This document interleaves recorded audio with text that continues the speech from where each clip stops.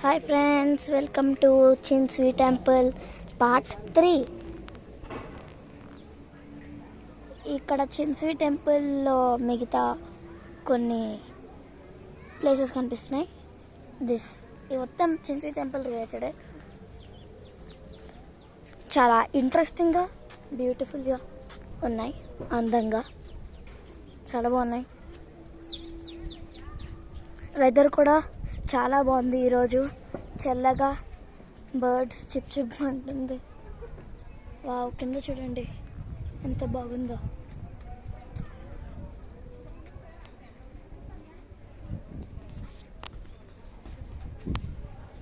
చాలా బాగుంది.